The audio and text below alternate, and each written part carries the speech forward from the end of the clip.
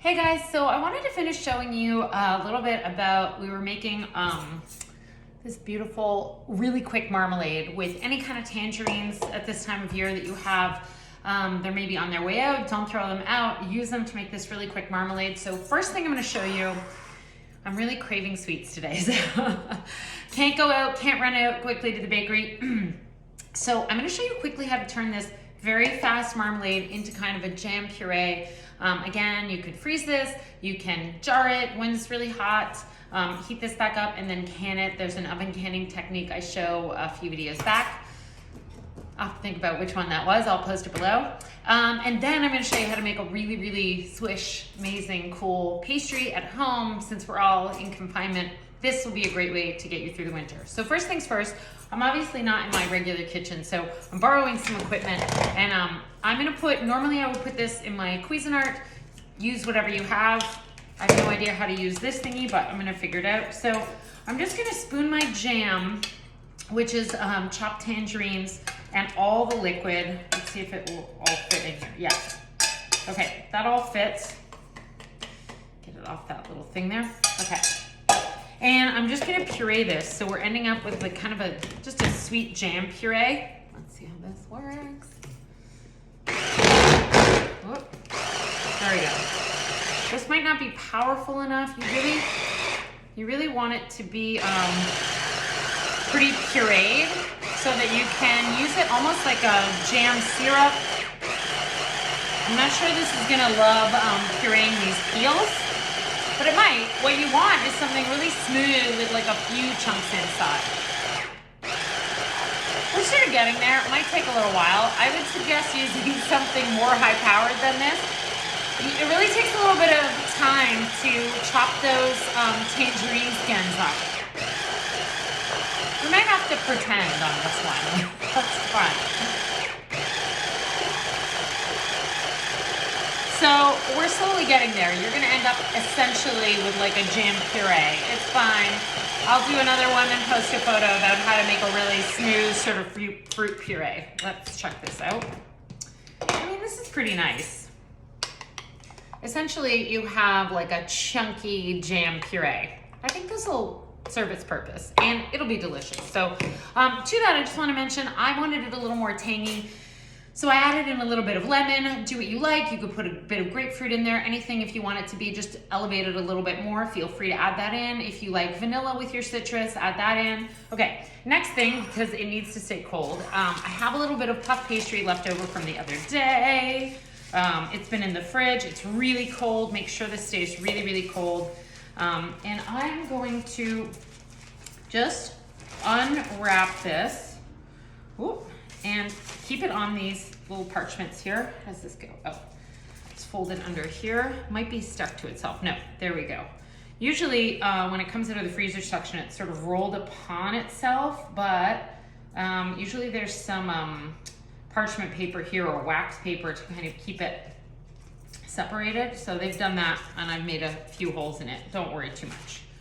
Okay, so unwrapping this and we're gonna cut it into some nice squares. I'm gonna cover up this little hole here. Cut it into some nice squares. Remember, working quickly because it's really cold. Small, sharp knife. I'm gonna do maybe some squares or some rectangles here.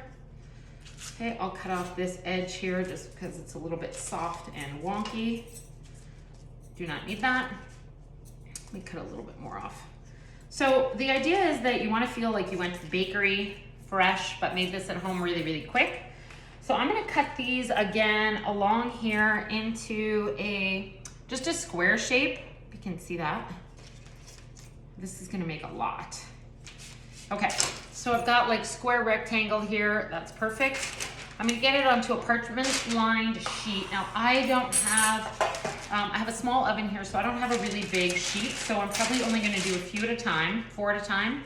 If that's the case, just put your puff pastry back in the fridge. Make sure you cover it really, really well. So let's do 4 at a time on here.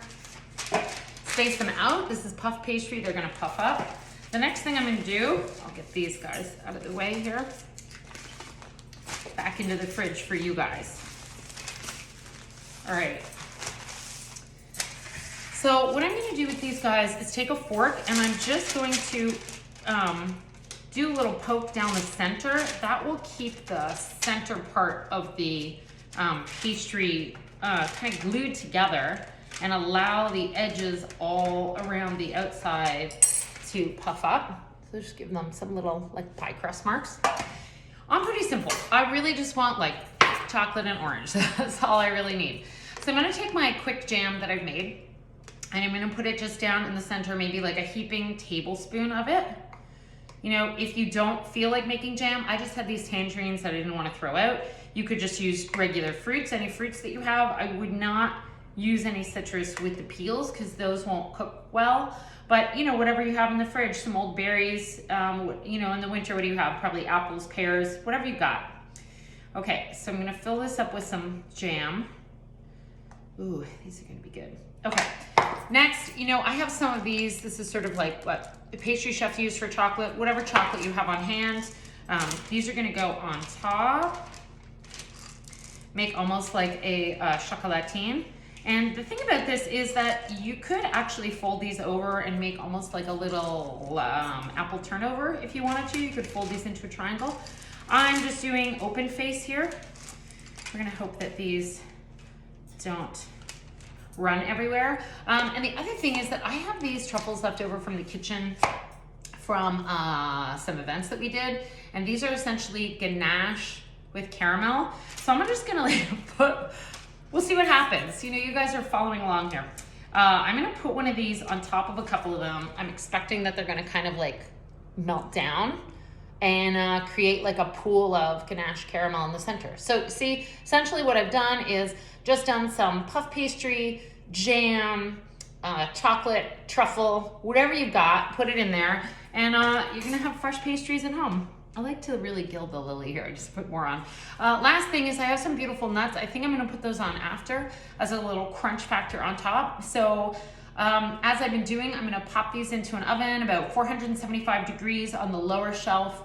I'm gonna kind of watch them so that they don't get burnt on the bottom. If they're getting dark, I'm gonna raise them to a higher shelf. And I'll post a little video or a photo of how they turn out, but I really can't wait. I'm gonna make a great pot of coffee and I'm gonna enjoy these during a crazy lockdown in the middle of the winter, and I hope you guys make these too using what you have. Don't forget to tag me on Instagram at Zoe Ford Montreal. Send me a DM, check out what we're up to at zoeford.com. In the link in the bio, you can subscribe to our newsletter and keep up to date with all the products we have coming out. And usually I'm posting 1 or 2 videos a week, so I hope to see you guys soon and enjoy these. I'm having 2 of these, so I don't know, like maybe I might have to skip lunch. Enjoy.